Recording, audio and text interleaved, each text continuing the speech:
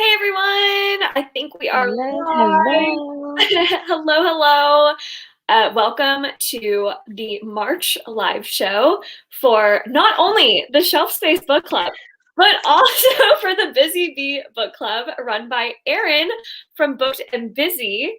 So before we even get started, Erin, I'm going to have you introduce yourself and your book club because I understand that you also have a sci-fi fantasy book club and you've also read other things outside of fantasy, right? I think one hmm you read Mexican Gothic, so awesome book club. And then give us your top 3 favorite books or series that you have right now. Okay. Hello, everyone. My name is Erin. My channel is Booked and Busy. And my book club is the Busy Bee Book Club. It is an adult SFF book club. Sometimes we stretch it a little bit. If like the subcategory is fantasy, we'll go with it. Yeah. Um, let's see. I mainly talk about like fantasy, some romance on my channel, but those are like the main 2 things that I talk about in sci-fi now, which is like my second love. Yeah. My top 3 book series would have to be The Burning. Red Dragon is my favorite book. Yep. Uh, No, the, I'm not gonna say anything. I know you love the Farseer trilogy by Robin Hobb. it. Okay. I love Robin Hobb. And I'm going to throw a sci-fi one in there, and Red Rising by Pierce Brown. Nice. Absolutely adore that. Nice. So, That's a really good top 3. That's like the big hitters right now in the sci-fi fantasy yeah, we genre. got violence, pain, Yeah, violence and pain in revenge. space. Like yes, anything where it's just like all the emotions. I love it. So hi Jake, thanks for joining. So this month, both of us kind of combined our book clubs to read Fate of the Fallen by Kel Kade. So to start us off for this live show, hi everyone, hi Jess, hi Charles, thanks for joining. So before we even get started on our spoiler-free chat, I'm curious, Erin, and for everyone in the chat who's with us, what was like your overall rating and feeling about this book, and like quick summary as to why? My overall rating, I gave it 3 stars. My general feeling about the book is that I felt like it read like a really long prologue. And Yeah, I felt like if we had had an extra 200 pages yeah, and maybe the beginning was condensed a little bit more, it would have been a lot stronger because Aslo is an interesting enough character to follow. And I yeah, like the myths around the foresters. I'm intrigued about yeah. that and like how active the gods and are in this world. But Right. overall, I feel like it had a lot of potential, but the execution wasn't all the way there for me. I feel very similar. I think I'm a little more negative than you. I gave this like a solid, like, just not for me. Just because like what you were saying, I feel like it was all very like surface level throughout the whole book. Like we were just ramping up to figuring out more about the world, more about the characters, and then it ended, and you were like, "Oh, that's it for this." And I'm sure that things will get explained in future books. But I'm seeing yay a 5 stars. That's awesome because I'm in the middle of a chosen one series and it was the comedic relief I needed. Yeah, I think this book definitely had a strong start that I really, really liked. And I thought it was going to be kind of like a funny book, like kind of like Kings of the Wild was like very lighthearted and kind of poking fun at some of the like classic fantasy tropes. Unfortunately, the comedy didn't even really hit for me in this one. So I think that was another unfortunate It thing. kind of meandered a bit. Like, Yes. Yes, it was a little meandering. So let's see. Oh, hi everyone. Okay, so we see 5 stars. I'm so glad you loved it. 2 stars. Yep. DNF'd at 60%. Yep. 2 stars. Oh no. I'm so sorry, everyone. I agree with it really wasn't for me. Let's see. I think the story it told could have been good if we had more background info and character development. Yeah. I like the idea of a 300 page. Yeah, and that's the thing. This was a shorter fantasy, and I was like, oh, thank God, because I feel like every fantasy book I've been picking up recently has been like over 500 pages at least. And it was like so nice to have like a more to the point, shorter fantasy book to reach to. But I do feel like that was a detriment to it, unfortunately. And that's the crazy thing is like, well, can you really do epic fantasy and do all the things well, especially in the first book in a series, which is supposed to be the foundation, in such a short page number? Yeah, I haven't found one yet that has done it for me with the short page number, especially in the adult age range. I feel like it's harder to like tell a complete, if you have like this huge world that you're trying to expand upon, it's a lot harder, I think, because I've read awesome like young adult fantasy that has been shorter, more to the point, that I've loved. So I think it's just harder in the adult space, maybe. I don't know. Gave it a 3.5. It was good, but yeah, it did feel abrupt. I'm not sure what I'm going to rate it as I just finished it, but it's not going to be higher than a 3. Okay. I was so surprised when I got to the end of the book and I realized that Kel Kade was a woman. I was like, maybe I'm the last person to have known that. But I didn't know that either. Yeah. I was like, what? Yeah, I didn't know that either. The ghost of Terry Goodkind. Greetings from the afterlife. Welcome. Thank you for joining us, Terry. I didn't know it was the start of a series until after, which made me wonder even more why it was so rushed. Yeah, that's a good point. So we're going to try to keep it spoiler-free at the beginning of this, and then I'll let you all know when we shift into spoilers in case you're watching and you haven't read it yet and you're just trying to decide whether to pick it up.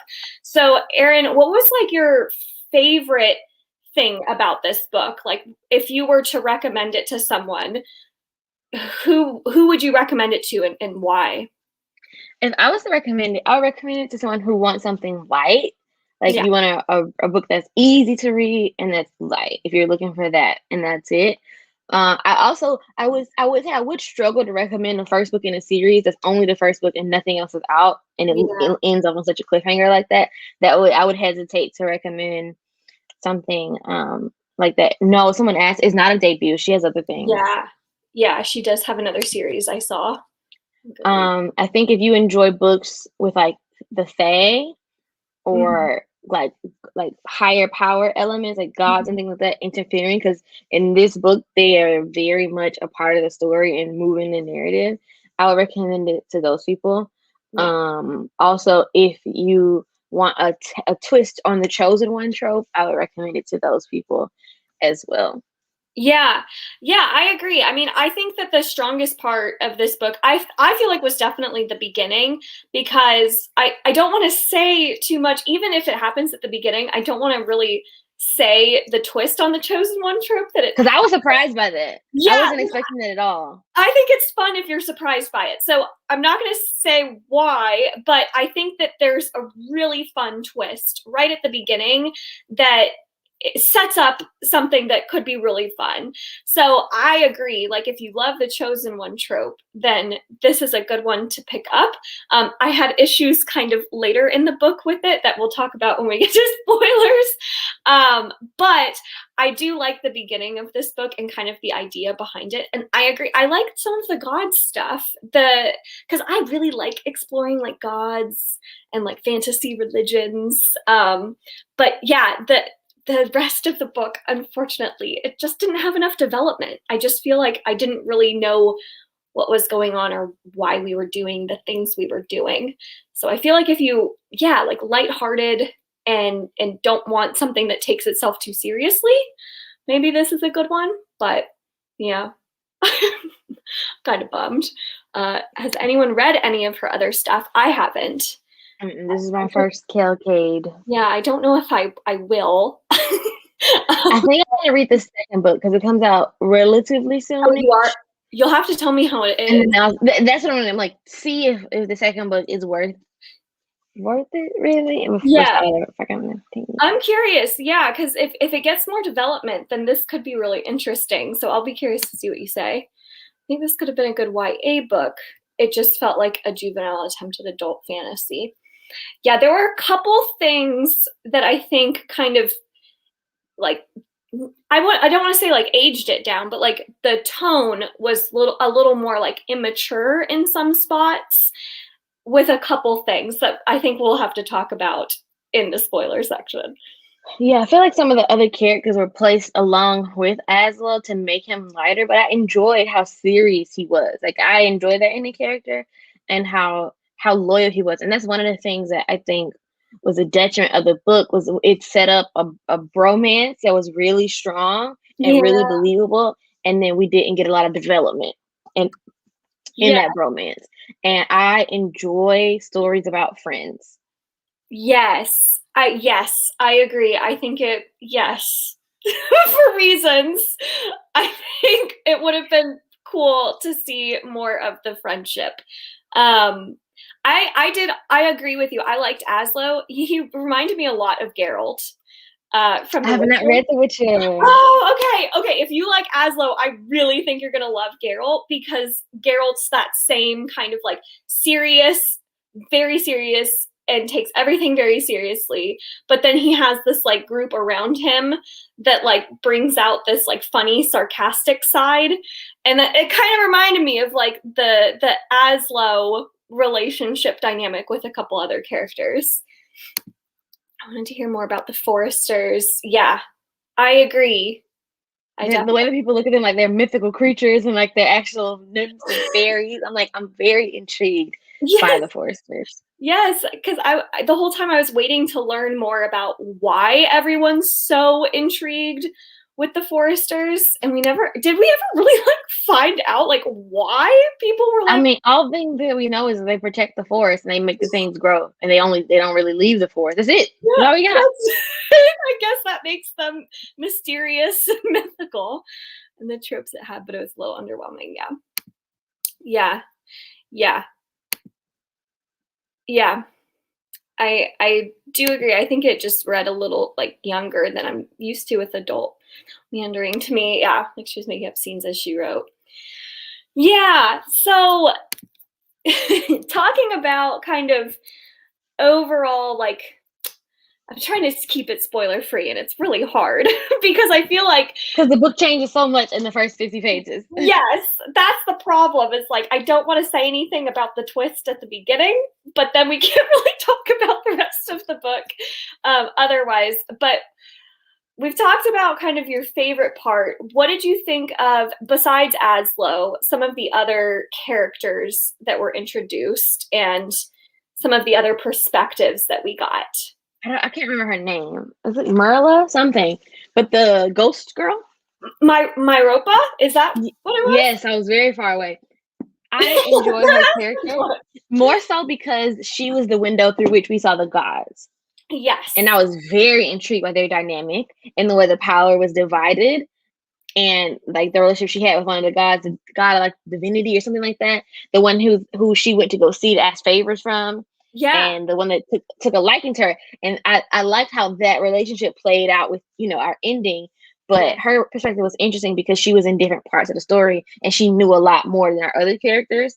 Yeah. So I enjoyed her addition to the story.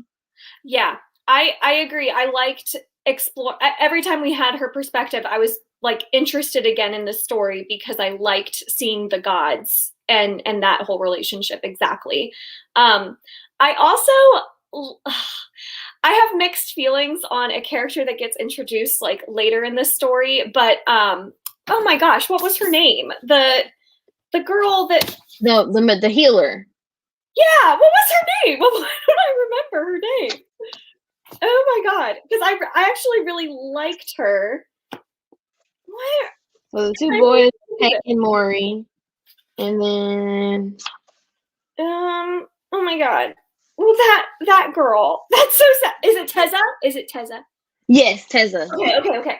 Yes. I really liked her, but I wish she had been introduced earlier in the story because I like what like side of Aslo she was bringing out.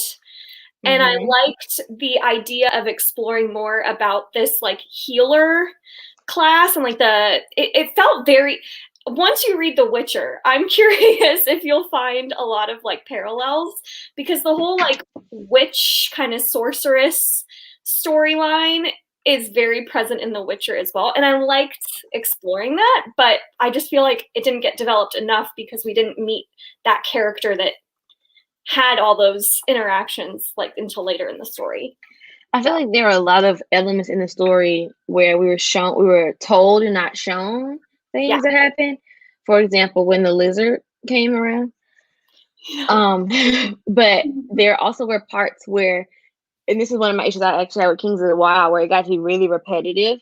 They Mm-hmm. would be traveling and then something would happen specific, and they would be traveling and that thing would happen again, and like continuing on, Force and Myth, whoo, hoo, hoo, and it just kept on happening, Yeah. delaying the story, like the actual plot from happening. And like we spent way too much time with that, and we Yeah. could have like cut that out, made that one or two scenes or like a little montage or something, and then develop more of the things that were more intriguing and give us more of the world. I feel like it almost read like urban fantasy because the world building wasn't there. Yeah. Yeah, I agree. It almost felt like because this story and this fantasy world is something that like we've seen a lot of, it feels very reminiscent of Witcher. It feels very reminiscent of all of those kind of Western European inspired fantasy settings.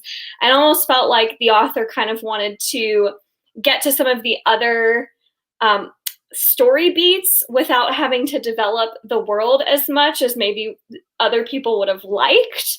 So maybe it's because it was just kind of so reminiscent of so many other fantasy settings. Because I mean, The only unique part really was like the Forester myth yeah, thing. which we just didn't get a lot of, unfortunately.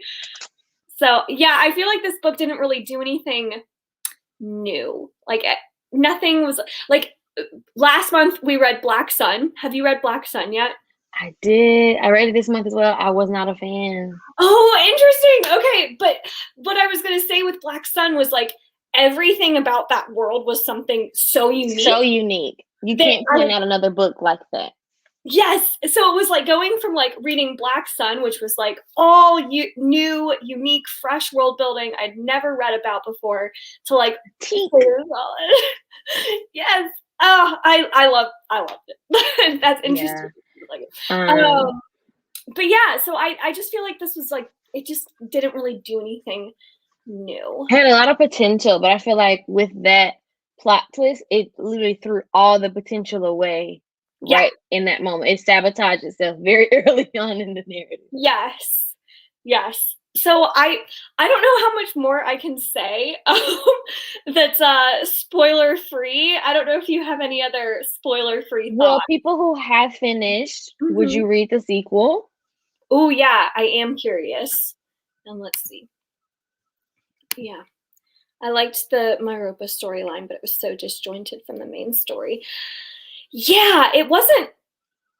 We'll talk about it. I Spoilers. feel like her POV is one of those where like you read the first book in the series and you're not sure how these things connect, but then like after you get to the end and maybe like upon review, you're like, oh, I see, but we're not there yet. It's only the first book and it's been Mm-hmm. 2 years and it's very short. Yeah, yeah. I mean, yes, some of this stuff could get resolved with sequels. That is true. Wanted to hear more about. Yes, I Especially agree. with how she became what she became, because it was a lot of like alluding to it.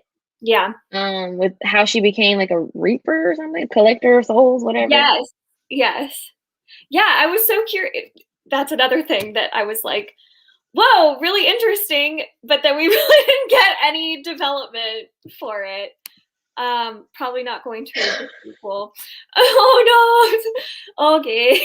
Yeah, I mean I'm also not. That definitely the general consensus though. Yeah. Oh yay! We do have someone who pre-ordered the sequel. That's good. Yay. I'm glad you loved it. Not going to follow the series. Okay. Yeah.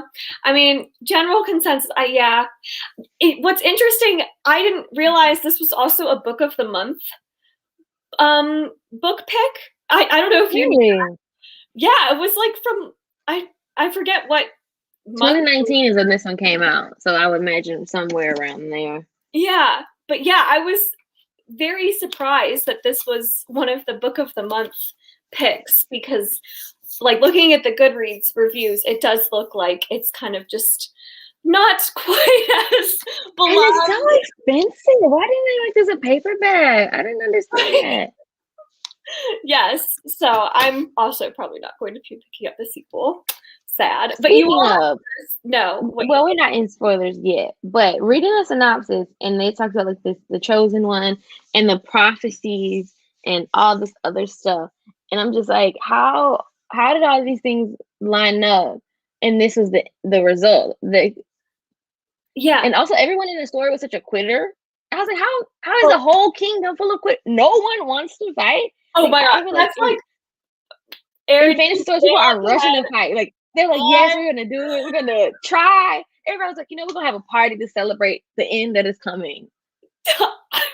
That is okay. Once we get into spoilers, I think we're ready to get into I spoilers. was so shocked. Yeah, yeah. I have so many issues with that piece of this story. Oh, it was 2019. Okay, so it was a while ago. Okay, that's good. Okay. Yeah, Yes, it does. it does. I want to read that book though. That's the book that I wanted. Yeah, right. Okay, well, I'm gonna put up a banner because if anyone hasn't read it and you want to pick it up, you can definitely go do so and hop off now because we are definitely going to get into spoilers from here on out. Okay, can we talk about the villain of this story and how we really didn't know who we were fighting really through the whole book? Because Aslo constantly refers to just like the foreigners, but we never know who we're fighting or why. I was so confused about that. I was so confused that the chosen one was so easy to kill. Yeah, that too. And honestly, I think it was chapter 3 because I remember I was listening to it. And the audiobook for this book, by the way, was quite good. The narrator was very good at all of the voices. But I was listening to it and I started laughing because I thought it was like funny. Like I thought it was going to be like a parody of a like typical fantasy story after that. And then it didn't stay as lighthearted as that like first chunk, and it kind of started getting a little more serious, like it like was trying to then be like a more serious fantasy book. And I was like, no, because you started it off like so ridiculous, like hey, Like how? guys. What do you mean that the like queen of the sorcerers and the chosen one are defeated by like 5 people? Right, But Mr. Forrester and his ex are able to defeat those same people. right. Like I was like, wait, this is quite funny because it was literally like such a joke. Like it was so hilariously easy to kill the chosen one. And And I'm like, what? And then when his head started talking and he okay, talked the whole book, I at first I was like, okay, that's funny because he's just going crazy because he's traveling on his own. But then when it kept happening where Matthias the rest of the book was talking to him, I was like, okay, now it's really annoying. And it kept like interrupting dialogue between characters. And so I and would then others were like, oh, you're talking to your friend? Like, and I'm like, but Ezra doesn't seem to be crazy in any other context. right. Yeah. So I was so confused because I at first I was like, okay, like because he's traveling on his own, he's going crazy. But then it was like, okay, this is getting old now. I was so ready to read a story about the one who's supporting his friend, the best friend of the chosen one, while the chosen one is doing the mission. That is what I signed up for. He's Yeah. tagging along because he wants to support his friend and seeing what it's like to be the person who doesn't have the powers, who isn't magical, who isn't, you know. But that's not what I got, because essentially Aslo just became the chosen one. Right. Right. And okay, the other thing that killed me, and then I'll catch up on the chat after this. Okay, we find out from that guy who does all the like prophecy writing, like halfway through the book. Remember that guy? I don't know. He wanted to tell anyone else that he saw the world prophecy so that he wouldn't be sequestered. Right. So, okay, so we find out from him that there are a million interpretations of like the same prophecy, and like prophecies are just the prophecy tellers' interpretations of these signs or whatever. So if prophecies can be interpreted in like a million different ways, why is this the one prophecy that's like so serious, and if it's not fulfilled, everyone gives up? Because prophecies aren't fact. Like, it broke its own rules. When he went to the castle and he showed the king also the head in the bag, the whole thing about the head in the bag was just, especially when they stole it from him. And the king was like, "Well, let's pack it up," and they had a feast because they were all gonna die. I was like, "Are you being serious right now?" Because and at first I was like, okay, like I guess if the chosen one really is dead, like I can see why people would like want to give up, but really, like, what, we're just gonna like lay back and all die, like everyone's gonna just die, like, and we're like okay with that, we're just gonna like party, no fighting, no attempts, the magic people are just gonna leave and we're gonna start over on a new world. But then finding out that prophecies aren't even fact and they sometimes don't even come true, that is when I was like, that negates the whole book, because the whole book is about this prophecy being fact. But it's not even that just one person in the world believes it's prophecy. Like, no, the whole world. And I'm like, this is the one, you're like, this is the only option. If he doesn't do it, everything is dead. But then I'm like, also, this is a serious fantasy. I would say, can we trust this guy? But then I'm like, well, right. Like, he's already, gone into the forest and made deals with the Fae and the devil or whoever. Yeah, like the premise behind it sounds so clever. Like, okay, the chosen one and this prophecy, and then it's like, oh my God, like the chosen one dies. Like, what do you do?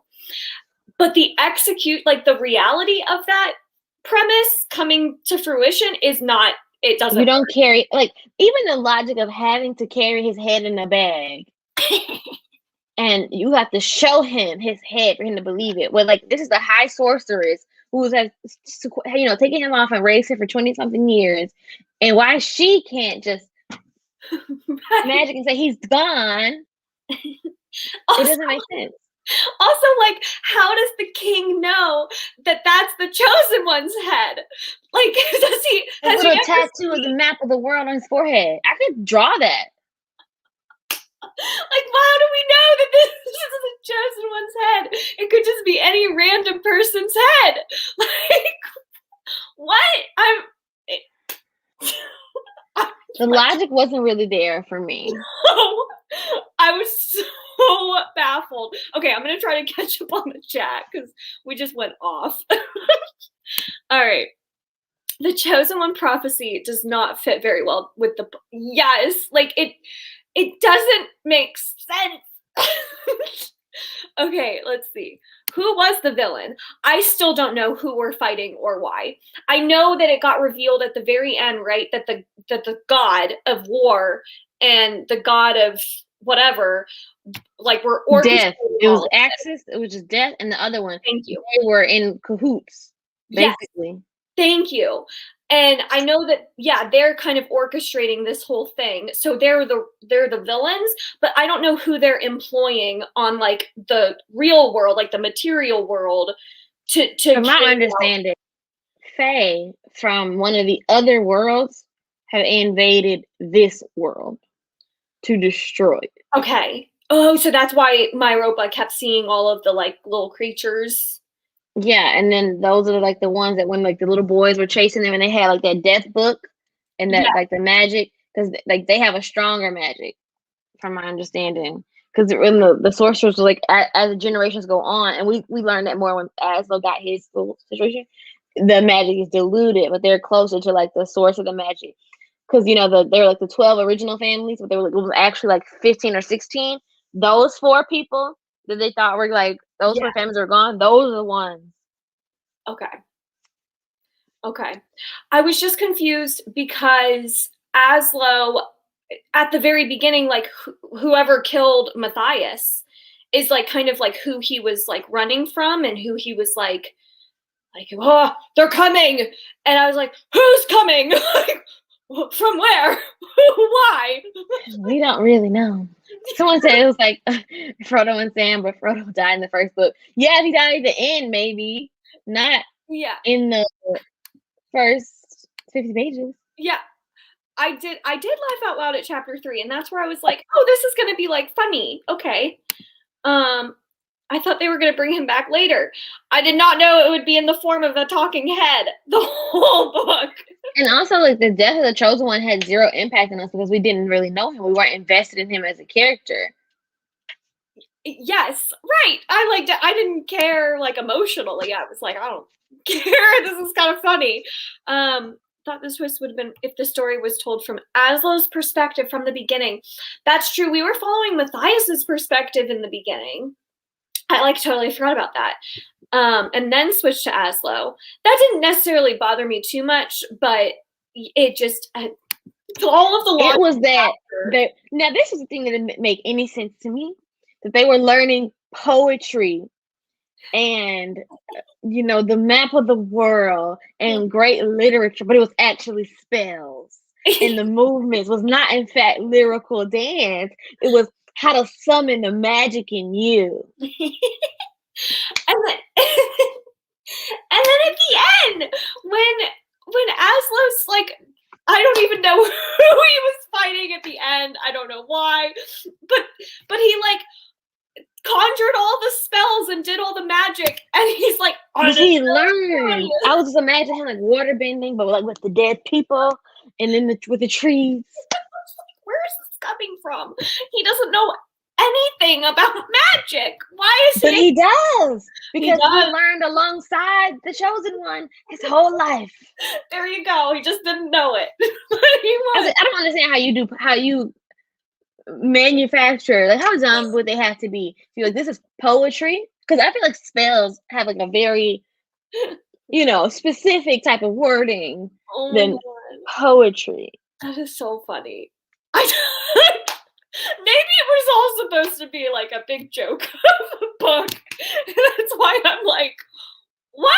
Because he just Aslo just like all of a sudden levels up to like this crazy amount.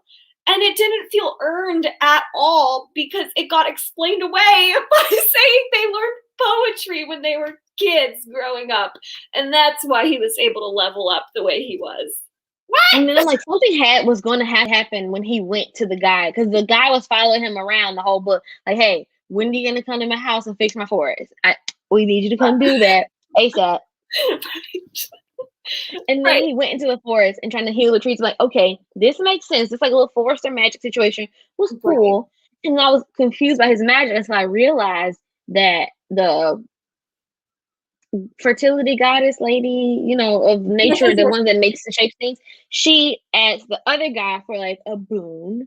And then I guess he chose what power he's gonna give him because he took it from Axis. Like he took that ability from his domain, which is why Axis was upset at the end because his goal, the whole reason behind this war is so he could get more power and get the souls of the people back. Okay. Okay. That makes sense. A head talking completely ruined the premise for me. Like, if you're gonna have him stay completely dead, yeah. Like, if it was just like a little like funny gag to do something with Aslo while he's traveling alone, fine.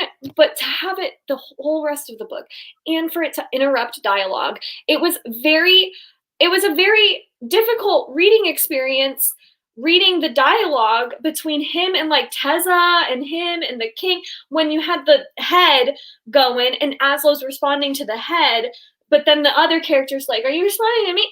I was like, what? I didn't like any of that. Can we talk about the queen? The queen was so random. So weird. I was when they were like, he's going to like the sapphire room. Myself and all the people in the book were like, what? But I didn't think the reason he was going to the sapphire room was the reason he was going to. I didn't think that at all. And but why? And like that, like totally just went away after he left court. Like we just like didn't even address that part of the story at all again. That was so random. I don't know what purpose that served. I'm not sure. Like it would be different if the queen had become his patron, like the guy was. Okay. Yeah. Then we're like, okay, there's some purpose behind this.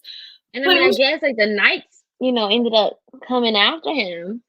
But even the scene when they were fighting him, to make sure you're worthy of her. She's married and I don't want her. Right. That was so weird. It was very disjointed. There were so many things happening. Yeah. I was expecting a story of Sam and Frodo.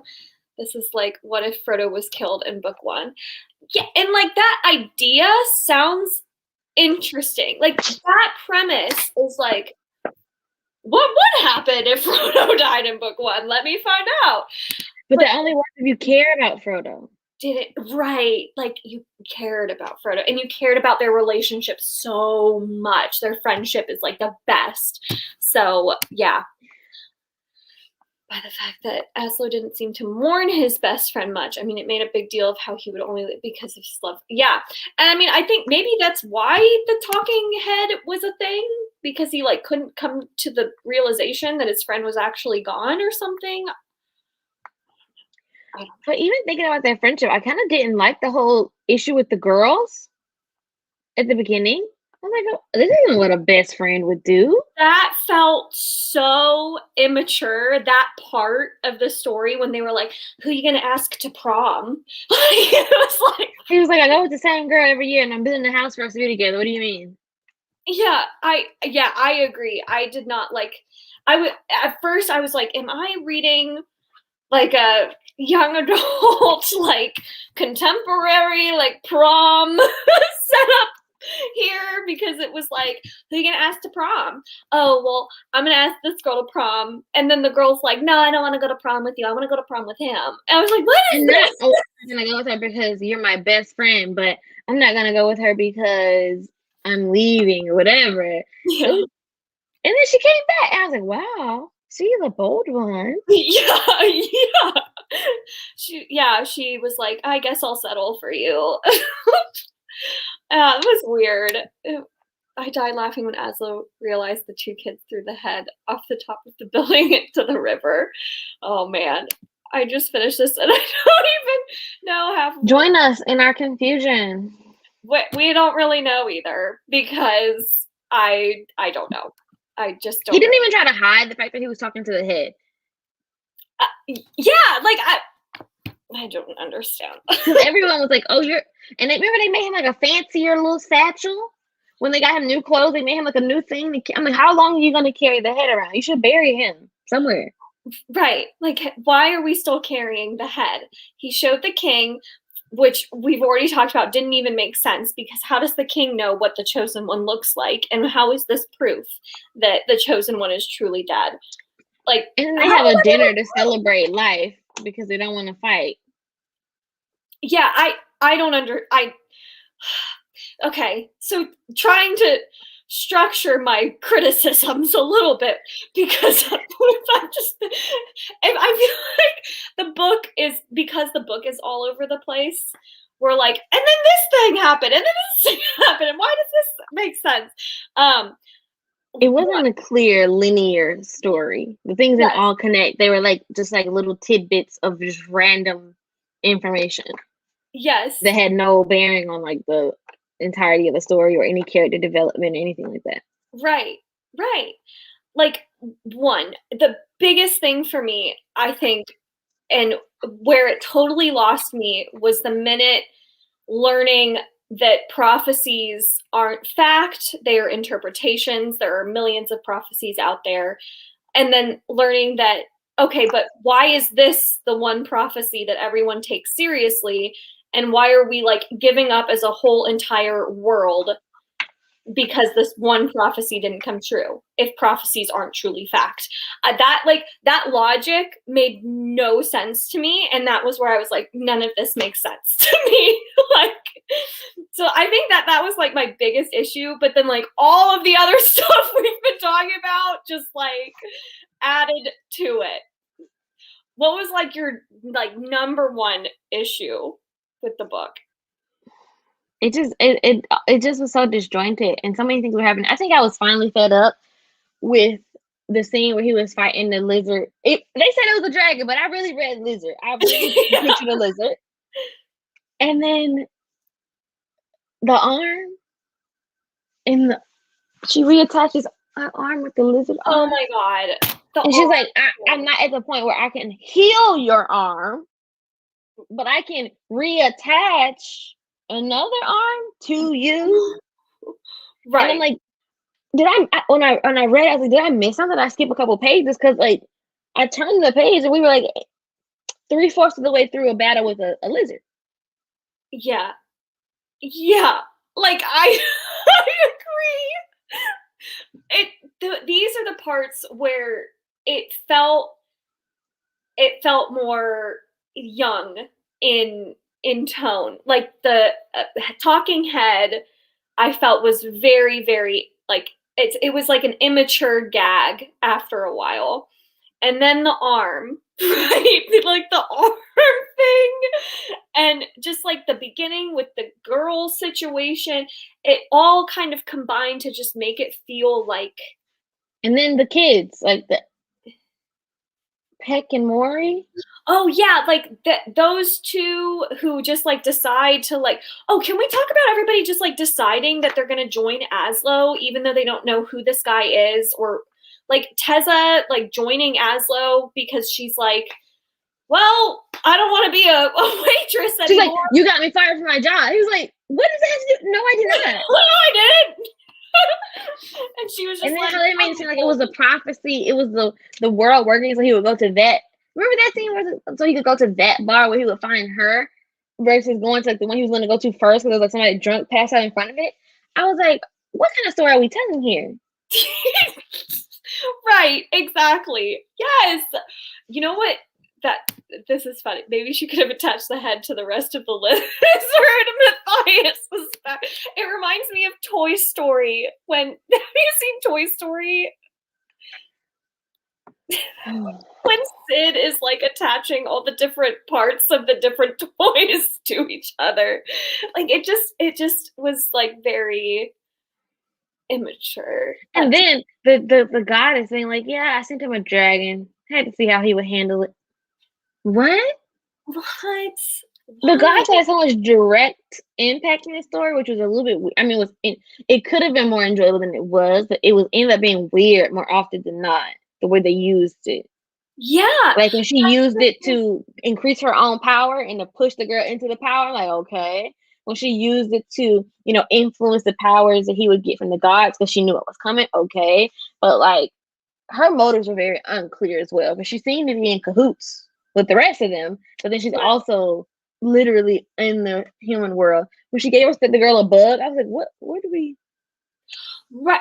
That's actually a good point. And something we haven't talked about yet is how much influence the gods had over the material world and what was happening to the characters. Because usually the gods like are very hands off and like can't do any, like anytime I've read about gods or they have like so much part in it, but we don't know that they're the thing. They have agents doing these things or something. Yes. But for these gods to have so much impact in the characters' stories, and then it kind of becomes the question of, well, if the goddess of fertility can send the dragon to Aslo, why can't the the god of death and war just like send like, I don't know, monsters to kill everyone. Like, why do we have to do any of this if the gods are able to just make that much impact? Like, just send dragons to the world. Like, just send dragons and just like burn everyone. Like, why are we doing any of this then? Yeah, it was very inconsistent. It was. The only other thing I'll say that, like, logic wise, was kind of with the gods thing. The god of war and the god of death were the ones that like want this prophecy to come to light where the world like ends, basically, right? Or like where their people take over or whatever. So is that the reason they wanted? I don't even know. I can't remember if it gave us like a clear reason as to why they were doing what they were doing.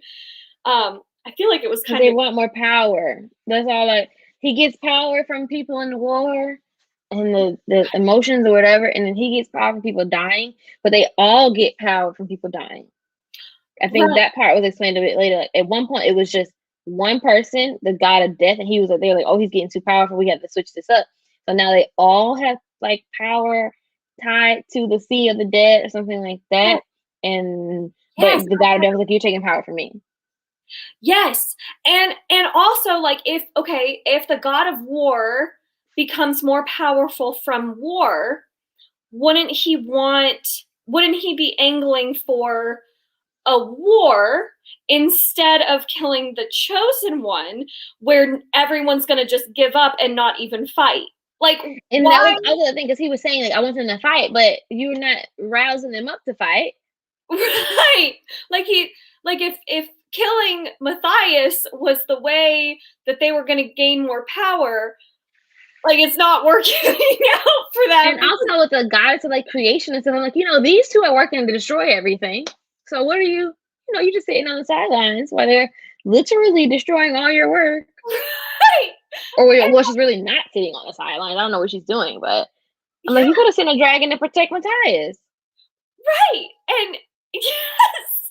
And like, why does the god of war and death want the world to end? Wouldn't they end if like humankind ended? Like, wouldn't that like take away like, because don't they get like I'm And so then he's like, the other guy's the one I like the most, like the Stevie, I think is what he's called. He's like, here, keep these 6 souls in your belt loops. And I was like, who are those 6 people that are already dead, mind you, that would impact the god of oh death my so god, I much? totally forgot about that. Just I, 6. oh yeah, I don't know. I'm so confused. And I think that's why I'm really continuing on because I just have so many questions. Right. I'm so curious if you're gonna get answers. I'm so I curious. hope I do. I really want to know because I'm genuinely like baffled by this book. I'm gonna see if I can catch up to the chat. I was so surprised when I found out they were in their 20s and asking who they were taking to the dance. That setup just did not work for me. I also wanted him to mourn the loss of his friend and be more conflicted about having to take his place. Yeah, it could have like really hit hard on the emotions there, and I do feel like that was not a focus of the book at all. I wanted to quit after the beginning with the girl problem. Yeah, right. It was very weird in like an adult fantasy book to have like your first chapter be like, "Who you taking to the dance?" Right, their interpretations, but this one falls through. Thank you. Thank I'm you. also not used to worlds where everybody in the world has equal access to the prophecy. Yeah, yeah. Like Like if that was usually, a prophecy, it would make sense that they were keeping that one secret because they didn't want the people to, X, Y, or Z. like give up if the prophecy didn't come to fruition. Yeah. The thing with the girl in the So dance. Yeah. Yeah. I was waiting for the head to awaken the entire book. Yeah. Okay. Yeah. Yeah. I mean, Jake, that's a good point. Like again, if you're just like looking for just like a fast-paced, light-hearted, kind of not taking itself too seriously book, then I think that this would work. Maybe. Yeah. It is a would very you read any of her other stuff, but not this series? Um, I'd have to like I don't know. I'd have to like hear if people like her other series. I haven't heard anything about her other series. It's not something Because I'm someone in the chat said it's pretty highly rated. Oh, really? Mm-hmm. Maybe. I probably won't prioritize it because I haven't even like read Robin Hobb yet. Like I need to read Robin Hobb. Like what am I doing with my life? Right? Like yes. So like I need to like prioritize. Okay, yeah.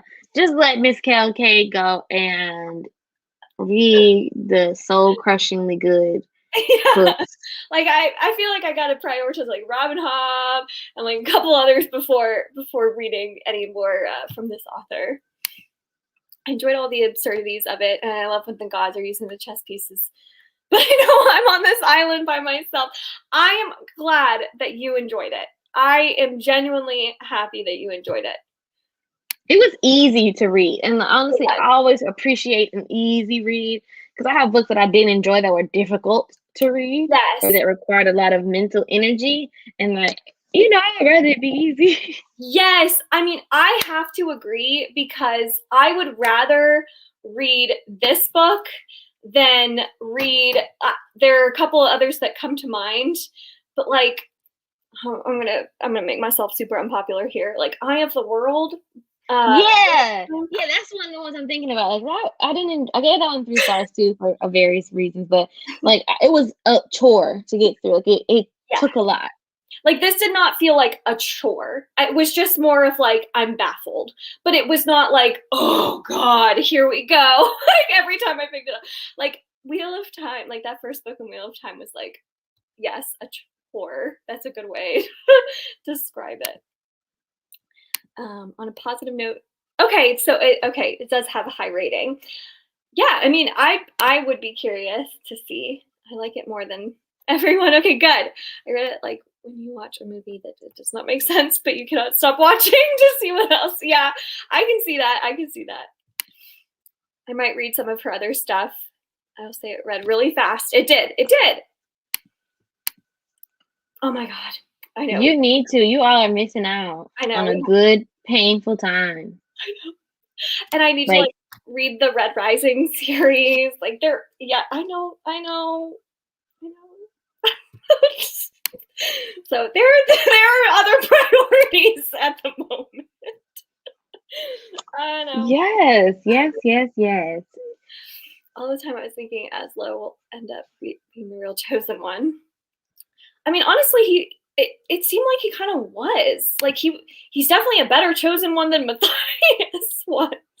Clearly, because Matthias couldn't have been paying attention in class. He's supposed to be like the best swordsman and this and that.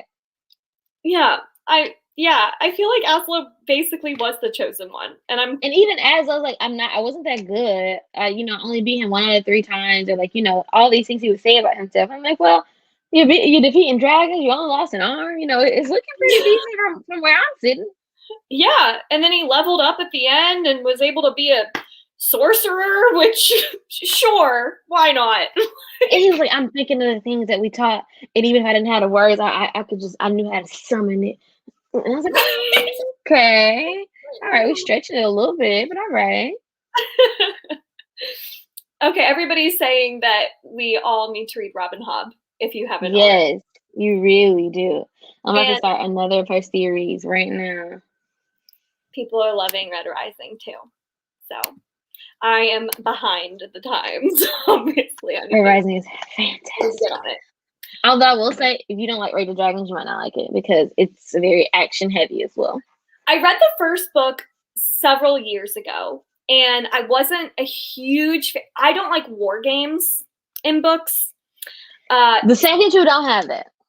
That's what everyone says. So Golden Sun, I've heard is like amazing. So I'm like, all right. But it's also extremely action heavy. Like it starts out very action heavy. Yeah. So I'm like, all right, I gotta give Golden Sun a try because even if I didn't love Red Rising, I'm like, maybe I'll love Golden Sun. Because they're not in the element anymore. Now they're like out and about. They're like doing the space war as well, and then the things that happen with that. Yeah, it's very political and very like fast paced, action heavy. It sounds like something I'd enjoy more because And the writing. war games. Jesse, have you read To Sleep in the Sea of Stars? This is off topic completely, but I remember you really enjoy Leviathan Wakes. And I liked Leviathan Wakes, yes. I have not read To Sleep in a Sea of Stars. This is a better version of Leviathan Wakes. Oh, wait, okay. It starts off in a way that's very similar. Like in the first 50 pages, you introduce to like the alien matter, and it just jumps off. It doesn't have a romance. The writing is a lot better. I don't know if you're into gaming, but have you ever played like Mass Effect or something like that? No. But like, if you're ever into video games, the lady who does the audiobook, Jennifer Hale, she's like a famous game narrator. But like the audiobook is really good. It's really fast paced. It's so intriguing. Is it a standalone? Yes, maybe. Okay. I would love like in any good book. Like, the main narrative was wrapped up, but there are things at the end where like he could go somewhere with that, but you're definitely getting a complete story. Okay, wait, yay! Now I'm excited again because I hadn't heard like amazing things about it, but you might have just like totally changed my mind because a better version of Leviathan Wakes sounds very good. Because what it is like, you know how basically like the proto molecule in Leviathan Wakes? Yes. Imagine the proto molecule merging to your body, basically. And you going through the whole story like that. Wait, that sounds really interesting now. Okay. Have you read Binti? I have it on my shelf. I'm planning on getting to it soon. The aliens in there are similar because like the Medusa, they're like jellies. He calls them jellies. And these aliens are like the action. They are 400 pages in before they start talking, and they're just like killing people and like trying to reacquire the proto molecule. That's like what's going on. I love that kind of stuff. Like my favorite part of Leviathan Wakes was the horror elements in it. You know what I'm talking about. So I feel like I'm gonna really it is so good. Okay. It's my new agenda. Now. It's and it reads very quickly. Like it's not hard, and it has illustrations and stuff in there as well of like the planets and like the things that you can see, so you can really like picture. It's like super big. Yeah, but it looks big and it is big, but it doesn't read like a big book. Fast. Okay. Like kind of like Stormlight, I think reads fast, but those books are like humongous. So. And because the way it's set up, it's almost like two books in one. So like for example, they are in this constellation. So like they show you like what it looks like and where they are and all the things like that. That's cool. And in the back, it has like an appendix that tells you all the information about the different science terms that they use and how these things are related to one another. And this is like fun. Okay, I'm totally like my interest is now piqued. I'm very excited. It's good. And it has like the most beautiful cover. I love Yes, and I'm like sci-fi covers usually are not it, but like it's so pretty. Look at that. So I love the blue. I was so mad at myself that I didn't read it for so long, and then I read it and I was like, oh my God. Okay. Did you give it like 5 stars? Like yes. It's the only sci-fi book that I've given first book in the series 5 stars. Like I gave Golden Sun and Morningstar 5 stars, but Red Rising, Leviathan Wakes book got 4 stars. 5 stars. Okay. No question. I'm really excited now. Yay! Well, see, this is fun. We can end that on like a positive note. And positive note, awesome book recommendation. Yay! Everyone add it to your TBR. Once it's there already, I see it. Yay! And the audiobook is fantastic if you like audiobooks. Okay, I love audiobooks, so that's good to know because I will place a hold for it from my library now. That sounds awesome. So good. Yay! Well, I don't know if you have any more thoughts on Fate of the Fallen, but I feel like I've gotten my rant out. It's out in the world. I think, yeah, that's all. I don't have that. I'm surprised I had that much to say about it, honestly. Yes, I surprised myself. Same. I was like, I don't know how I'm going to talk about this book, and then look at that. We talked for an hour, so there you have it. So I'm glad we got to end it like on a positive, though. So even though it was thank you all for joining us.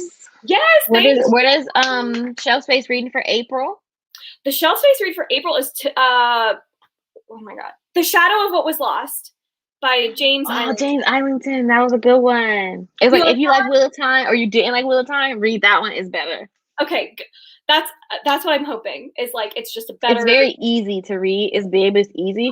It's like super nostalgic. You're in like, oh, I've been here before, and it's nice. Oh, thank God. Okay, I need like an easy, fun read. That sounds awesome. Oh, thank you.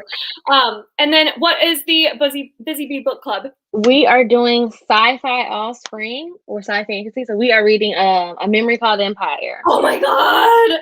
Well, okay, that one is not an easy read, but I've heard I it's good really though, and I it's only a duology, so I'm excited. yes, I really like that book. So I'm definitely gonna see that live show and tune in and see what you think because I really like it. Okay, yay! Thank you so much, Erin, for joining. I'm gonna link all of the information about your book club and your channel in the description box down below so that if anyone is looking for some more sci-fi and fantasy buddy reads, join us. It's going to be a blast. So thank you again so much for joining. Thank you Thank all who joined you. this month. This was so much fun and have a great rest of your weekend. You too, everyone. Bye bye. Bye.